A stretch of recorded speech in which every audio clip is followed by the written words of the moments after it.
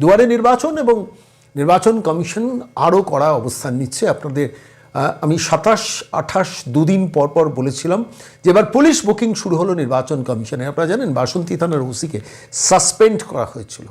আজকে যখন এই প্রতিবেদন পেশ করছি তার আগের দিন 84 জন বিডিও পদমর্যাদার অফিসার, যারা AERO assistant electoral registration officer বা এখন অ্যাসিস্ট্যান্ট রিটার্নিং অফিসার হিসেবে কাজ করছিলেন, তাদের ট্রান্সফার করে দিলেন 84 জন। তার মধ্যে আছেন সেই ফলতার শানু বক্সিও। ঠিক পাশাপাশি যখন ভিডিও নিয়ে বাঙালির চর্চায় ব্যস্ত যে এতজন ভিডিওকে একসঙ্গে ট্রান্সফার করা হলো, তখনই হাতে এলো সেই নথি 434 নম্বর এতে নোটিফিকেশানে নির্বাচন কমিশন গতকাল নোটিশ দিয়ে জানিয়ে দিল যে 184 জন পুলিশ অফিসারকে কলকাতা পুলিশ এবং রাজ্য পুলিশে ট্রান্সফার করা হলো। অর্থাৎ যে যে থানায় ছিলেন সেই থানা থেকে সরিয়ে নিয়ে যাওয়া হলো। যেমন ধরুন ভবানীপুর থানার ওসি ট্রান্সফার হয়ে গেলেন, নন্দীগ্রাম থানার ওসিরা ট্রান্সফার হয়ে গেলেন। ভাইপোর র্যাকেটটাকে ভেঙে পুলিশটা সামলাচ্ছিলেন। আমি আপনাদের কাছে টুকরো টুকরো প্রতিবেদনের মাঝে মাঝেই বলতাম যে ক্যামাক স্ট্রিটের অফিসে বিকেল হলেই সমস্ত অফিসাররা জড়ো হন, বিভিন্ন SP পদমর্যাদার অফিসাররা জড়ো হন, IPS পদমর্যাদার অফিসাররা জড়ো হন। আমি নির্দিষ্টভাবে অনেক তথ্য সংগ্রহ করতাম বা করিও এখনও, যে ভাইপোর অফিসে কোন কোন SPরা ঢোকেন এবং সেখানে কি কি প্ল্যান হয় সবটা তো জানা যায় না, একটু অ্যাসেস করা যায়। যেমন ধরুন ধৃতিমান সরকার, সেই ধৃতিমান সরকারকে পশ্চিম মেদিনীপুর থেকে পাঠানো হয়েছিল মুর্শিদাবাদে নির্দিষ্ট একটা টার্গেট দিয়ে, যে ওখানে হুমায়ুনকে বধ করতে হবে। প্রথম থেকে রংবাজ স্টাইলে ধৃতিমান সরকার সেখানে অপারেট করা শুরু করেছেন। একাধিক 12 জন পুলিশ অফিসারকে দক্ষিণ 24 পরগনা থেকে, যারা ভাইপোকে 7 লাখ ভোটে জেতার নোংামিটা করেন, সেই সব পুলিশ অফিসারদের পূর্ব মেদিনীপুরের বিভিন্ন থানায় নিয়ে গিয়ে বসিয়ে দেওয়া হয়েছিল। আরও অনেক কীর্তি হয়েছিল, আমি সেটা নিয়ে অতীতে বলেছি, আমি দীর্ঘায়িত করব না। কিন্তু গতকাল যা ঘটলো প্র্যাকটিক্যালি সার্জিক্যাল স্ট্রাইক। 84 জন ভিডিও ট্রান্সফারে 184 জন পুলিশ অফিসার চেঞ্জ করে দেওয়া হলো, থানার OC ICদের বদল করে দেওয়া হলো। এবং সবথেকে ইন্টারেস্টিং হচ্ছে বিভিন্ন রকমের যারা গোয়েন্দা বিভাগে কাজ করেন সেই সব পুলিশ অফিসারদেরকেও বদল করে দেওয়া হলো, সরিয়ে দেওয়া হলো। এখন প্রশ্ন হলো নির্বাচন কমিশন এত তথ্য সংগ্রহ করলো কী করে? আমি আপনাদের স্পষ্টত বলি, যে খবরটা আমি অনেকদিন ধরেই পাচ্ছিলাম, সেটা হচ্ছে যখন SIR চলাকালীন যে ভিডিওর যা ভূমিকা ছিল সেগুলো একদম নিখুঁতভাবে নোটিং করছিল জাতীয় নির্বাচন কমিশন তার কলকাতা চ্যাপ্টারের নিজস্ব নেটওয়ার্ককে দিয়ে। এটা যেমন একদিক। দ্বিতীয় দিক হচ্ছে সমস্ত পঞ্চায়েত অফিসগুলোতে ভিডিওদের ভূমিকা, তার নিজস্ব ইনপুট নির্বাচন কমিশন নিজস্ব লোকজন দিয়ে সেখান থেকে সংগ্রহ করতো কোন ভিডিও কিভাবে কতটা জালিয়াতি করেছে। ঠিক একইভাবে পুলিশের কোন OC, কোন IC, কোন পদাধিকার বলে কোন অফিসার কী ভূমিকা পালন করছে, গত 4 মাস ধরে জাতীয় নির্বাচন কমিশনের নির্দেশে কলকাতা নির্বাচন অফিস তারা কিন্তু তথ্য সংগ্রহ করে যাচ্ছিলেন। তার উপর সম্প্রতি আপনারা জানেন পীযূষ পাণ্ডেকে সরিয়ে দিয়ে সিদ্ধিনাথ গুপ্তকে বসানো, কিংবা কলকাতা পুলিশ কমিশনার, ব্যারাকপুরের পুলিশ কমিশনার, হাওড়া পুলিশ কমিশনারদের সরিয়ে দেওয়া এবং সেখানে বিকল্প লোককে ডেপুট করা, অজয় নন্দাকে কলকাতা পুলিশ কমিশনার করা, অমিত সিংকে ব্যারাকপুরের পুলিশ কমিশনার করা। তাঁদের কাছ থেকে পুলিশের নিজস্ব নেটওয়ার্কে সিদ্ধিনাথ গুপ্তা বলুন বা কলকাতা পুলিশ কমিশনার অজয় নন্দা, তারা তো দীর্ঘদিনের IPS অফিসার, ফলত তাঁরা নিজস্ব তাদের নেটওয়ার্কে প্রচুর তথ্য আছে। নির্বাচন কমিশন সেগুলোকেও কিন্তু কাজে লাগিয়েছে। অজয় নন্দাকে সাইড করে দিয়েছিলেন মমতা বন্দ্যোপাধ্যায়, সিদ্ধিনাথ গুপ্তা প্রচণ্ড এফিশিয়েন্ট অফিসার, কিন্তু তাকে সাইড করে দিয়েছেন। কিন্তু তারা যে মুহূর্তে নির্বাচন কমিশনের অ্যাসোসিয়েশনের মধ্যে এসে গেছেন, ফলত নির্বাচন কমিশন তাঁদের কাছ থেকে রিভিউ করতে বলছেন কোন অফিসার কী ভূমিকা পালন করতে পারেন, কোন অফিসারের ট্র্যাক রেকর্ড কী। তারা সঙ্গে সঙ্গে অজয় নন্দা, সিদ্ধিনাথ গুপ্তা গত 7-8 দিন 10 দিনের মধ্যে আসার পর থেকে যে দ্রুততার সঙ্গে অপারেশন করেছেন কর্নিশ।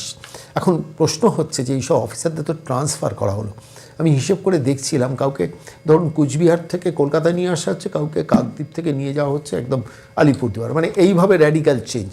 পুলিশ অফিসারদের অবস্থাটা ভাবুন তো, বাক্স প্যাটরা গুছিয়ে তাকে দূরপাল্লার ট্রেন ধরে শেষ পর্যন্ত গিয়ে পৌঁছতে হবে নতুন নির্দিষ্ট থানায়, তাকে দায়িত্ব নিতে হবে এবং দায়িত্ব নিয়ে সেখানকার অবস্থাটা বুঝতে হবে। পুলিশ অফিসাররা চাপে পড়লেন, যারা ভাইপোর র্যাকেটে কাজ করেন বা এই পুলিশ ওয়েলফেয়ার বোর্ড নামক পদার্থটির অধীনে কাজ করেন, তারা কি মারাত্মকভাবে ক্ষতি করেছেন পুলিশের স্ট্রাকচারটা। মমতা বন্দ্যোপাধ্যায়, শান্তনু সিনহা বিশ্বাস, বিজিত দাস রাউতকে দিয়ে শুধু নয়, কলকাতা ওপরের পুলিশের ওপর তলার সার্কিটকে দিয়ে, এই রাজীব কুমারদের দিয়ে যে কাণ্ড করিয়ে রেখেছেন, আলটিমেটলি বিনীত গোয়েলদের দিয়ে যে কাণ্ড করিয়ে রেখেছেন, সেটাতেই নির্বাচন কমিশন কিন্তু আঘাতটা করলো, আহতটা করলো। কেন এই মুহূর্তে দাঁড়িয়ে আপনারা জানেন, গতকাল আমি সেটা নিয়ে কথাও বলেছি যে নির্বাচন কমিশন কিন্তু একটা মানে প্র্যাকটিক্যালি স্লগ ওভারে ব্যাটিং করছে। মানে যা বল সামনে পাবে পিটিয়ে বাইরে পাঠিয়ে দিচ্ছে।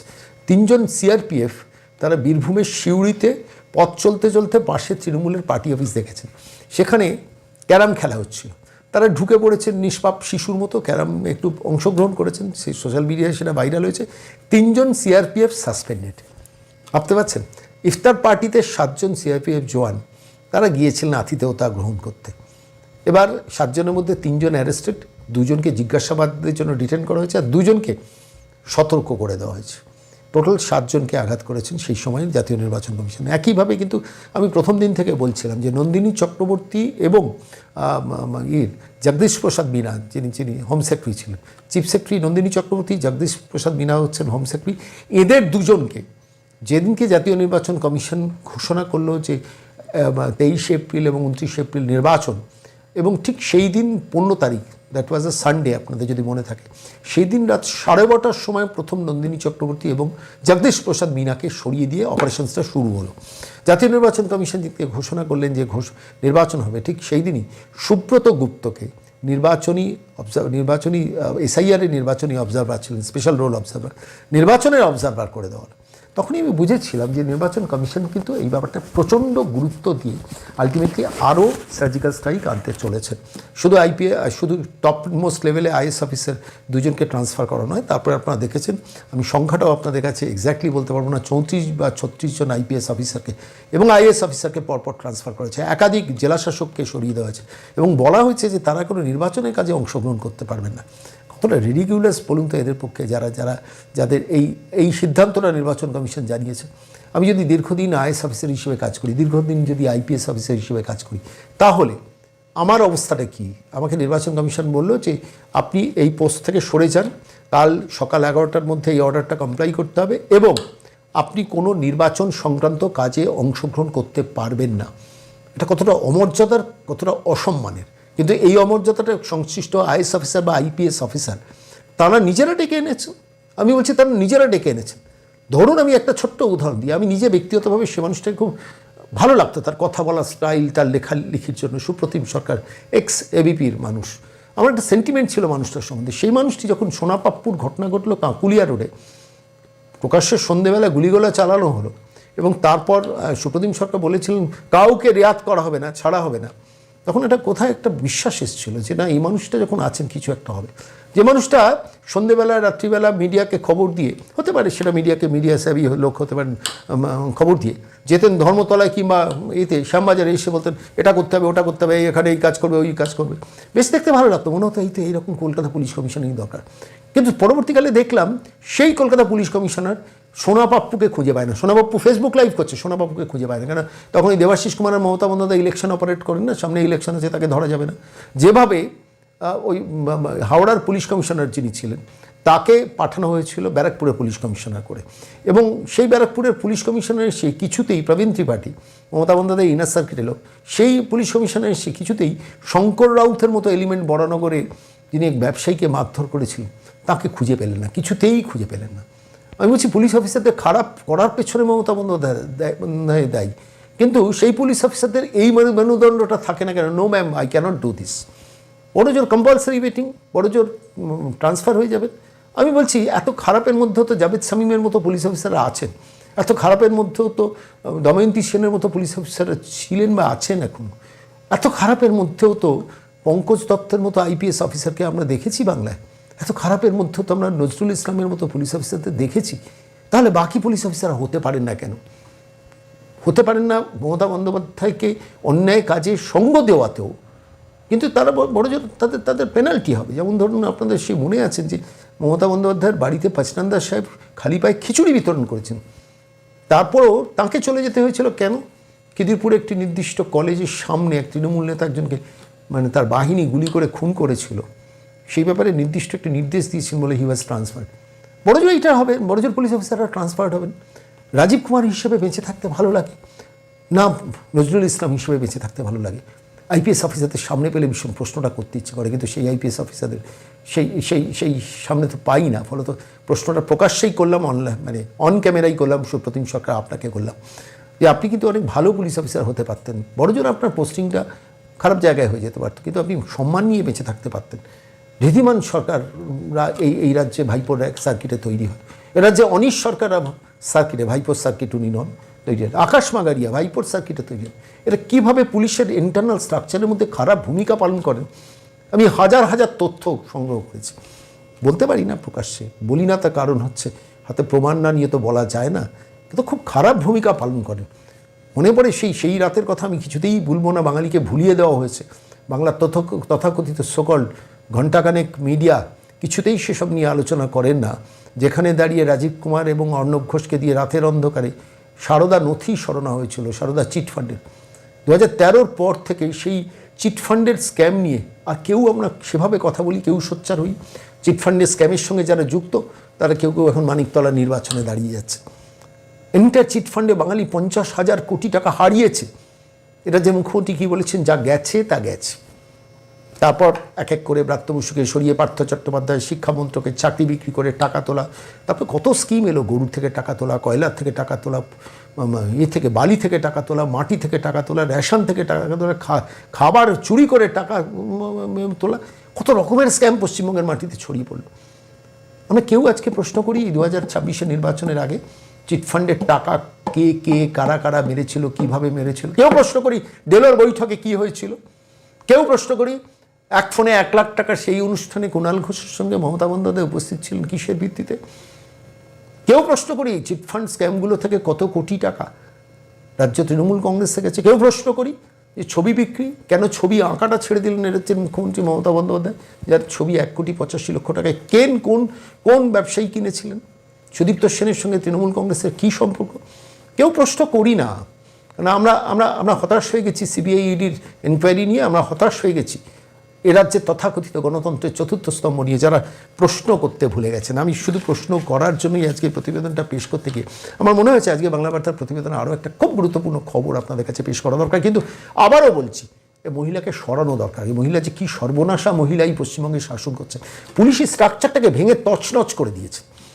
এন্টার পুলিশের স্ট্রাকচারটা গড়ে তুলেছেন সিভিক ভলেন্টিয়ারদের দিয়ে, যাদের ওই 9-10-11 হাজার টাকা মাইনে দিয়ে কনস্টেবলের কাজ করিয়ে নেওয়া। এন্টার পুলিশের স্ট্রাকচারের মধ্যে কীভাবে করাপশন ঢুকেছে।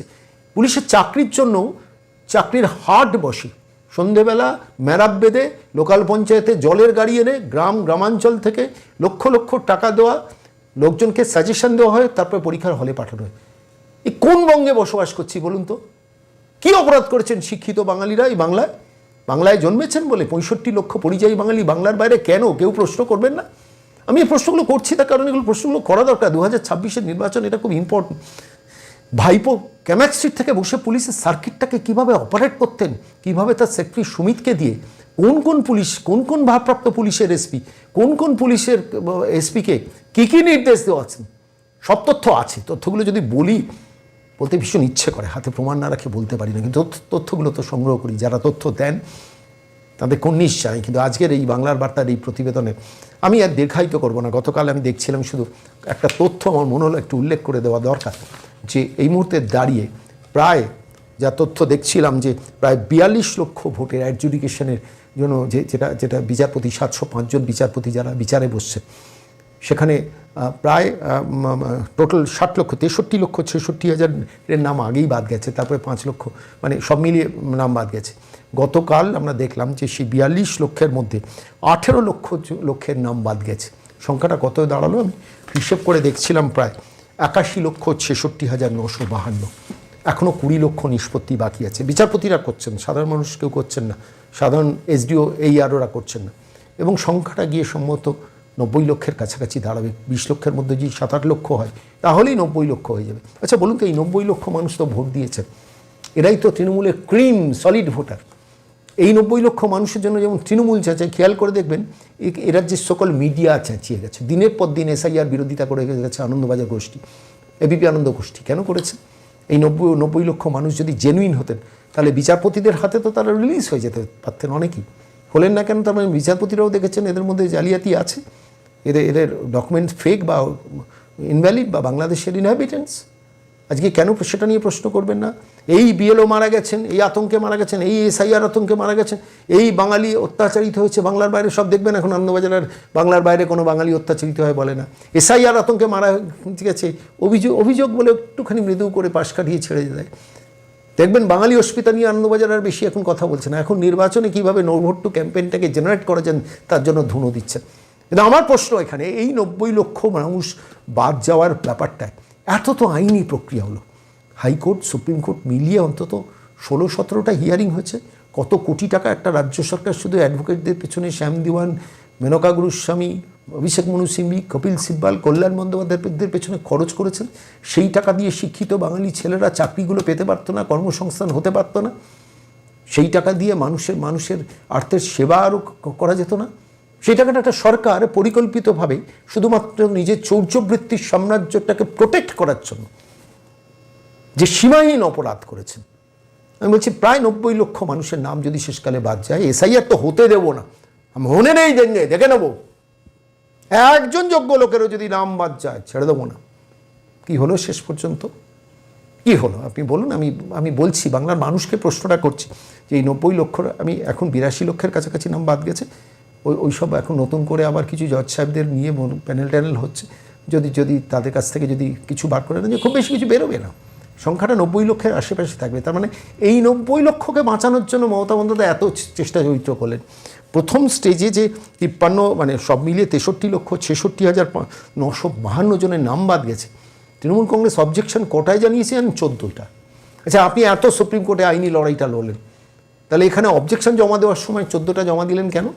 এখন এই প্রশ্নগুলো আনন্দবাজার গোষ্ঠীর করা দরকার, এবিপি আনন্দ গোষ্ঠীর করা দরকার, করবে না। মাসের শেষে বিজ্ঞাপন, ডিভিডেন্ড, পয়সা, বাঙালির ভবিষ্যৎ অন্ধকার করে দিয়েছে একটা পারিবারিক সাম্রাজ্য এই পশ্চিমবঙ্গে। ইস্ট ইন্ডিয়া কোম্পানি তো লুট করে নিয়ে গেছে, আবার অনেক কিছু দিয়েও গেছে। এই মহিলা কি দিয়ে গেলেন? 1,500 টাকা ভাতা ছাড়া।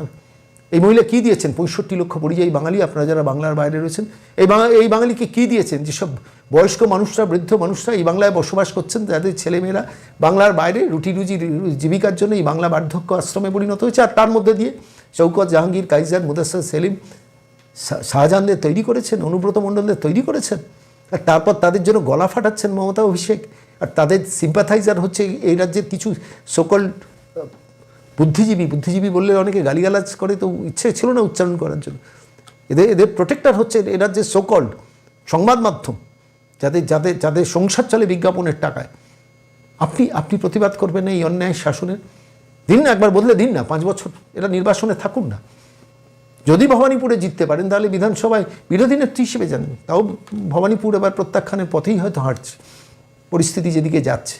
আমি বলছি প্রত্যেকটা বাঙালির জাগরণ ঘটুক। এই মুহূর্তে দাঁড়িয়ে বড্ড বেশি দরকার, একটু অক্সিজেন দরকার। প্রবাসী বাঙালি যারা বাংলার বাইরে রয়েছেন, পরিযায়ী বাঙালি যারা বাংলার বাইরে রয়েছে, প্রতিদিন 10 জন করে মানুষকে ফোন করে বোঝান অনেক হয়েছে, এবার দেবীকে বিসর্জন দেওয়ার সময়। পারবেন না আপনি যদি বয়োজ্যেষ্ঠ মানুষ হন, বাড়িতে বসে যদি বিরক্ত হন, আপনি যদি কষ্ট পান, যন্ত্রণা পান, এই মহিলাকে আর নেওয়া যাচ্ছে না, এই কথাটা যখন লিখে পাঠান, প্রতিদিন নিয়ম করে 10টা মানুষকে ফোন করে বলুন না যে মহিলাকে তাড়ান। অনেক তো দেখলেন, শুধু 1,500 টাকার জন্য মহিলাকে রেখে দেবেন। হ্যাঁ, ছেলেটার চাকরি দরকার নেই, একটু আত্মসম্মান নিয়ে, আত্মমর্যাদা নিয়ে বাঁচার প্রয়োজন নেই, নিজের ছেলে মেয়েকে বাড়িতে রাখার ইচ্ছেটা নেই, পরিযায়ী বাঙালি আপনাদের বাংলায় ফেরার ইচ্ছে নেই। একটু চেষ্টা করে দেখুন না, 10 জন মানুষকে প্রতিদিন ফোন করুন, প্রত্যেক দিন ফোন করুন পরিচিত জনকে, বলুন এই মহিলাকে তাড়ান। যে যেখানে জিতবেন তাকে জেতান, কিন্তু এই মহিলাকে তাড়ান। আমি আজকের প্রতিবেদন বেঁচে আছি, আজ থেকে 10 বছর বাদেই আজকে যদি ভুল করেন নিজেরাই কিন্তু প্রায়শ্চিত্ত করবেন। যে বহু বাঙালি আজকে প্রায়শ্চিত্ত করছেন, যে অনেক আশা স্বপ্ন নিয়ে এক মহিলাকে সরকারের ক্ষমতায় বসিয়েছিলাম, কিন্তু আমার বিশ্বাস আমার স্বপ্ন নিয়ে ছেলে খেলা করেছেন মহিলা, তাই এত মানুষ এই মহিলার বিরোধী। আর কিছু মানুষ তো উপভোক্তা থাকে, বেনিফিশিয়ারি থাকে, বছরে 2বার বা 2 বছরে 2বার বঙ্গশ্রী পাওয়ার ইচ্ছে থাকে। প্যাথোলজির বিলটাও সকল দাড়িওয়ালাদের 3,000 টাকার বিলটাও নবান্ন থেকে জোটে, তাই তিনি তার হাত দিয়ে কবিতা বেরোয় সরকারের পক্ষে। এমন মুখ্যমন্ত্রী আমরা পাইনি। সত্যি তো এমন মুখ্যমন্ত্রী আমাদের উপহার দিয়েছেন। সারা পশ্চিমবঙ্গের বাইরের প্রত্যেকটা মানুষ, তিনি বাঙালি হন, তিনি অবাঙালি হন, তিনি বাঙালিকে দেখে খিল্লি করেন। এটাই কি বাঙালির পাওনা? রবীন্দ্রনাথ, নজরুল, শরৎচন্দ্রের বাঙালির, বিবেকানন্দ, বিদ্যাসাগর, রবীন্দ্রনাথের বাঙালির কি এটাই জীবনে পাওনা? বুকে হাত দিয়ে প্রশ্ন করুন। আর যদি মনে হয় যে এই মহিলাকে তাড়াবেন, ভোটটা অবশ্যই দিতে যাবেন, আর প্রতিদিন 10টা করে মানুষকে ফোন করে বলুন। আর আমরা যে তথ্যগুলো আপনাদের কাছে পাঠাবো হোয়াটসঅ্যাপে, অনুগ্রহ করে একটু সময় বার করে 5 মিনিট সময় বার করে সব গ্রুপগুলোতে ছড়িয়ে দিন। জানুক বাঙালি, কেন যে যে তথ্য মিডিয়া চাপে ডিজিটাল মাধ্যমে সেই খবরগুলো প্রত্যেকটা দরজায় গিয়ে কড়া নেড়ে বলুক এ মহিলাকে তাড়ান, ভাববেন।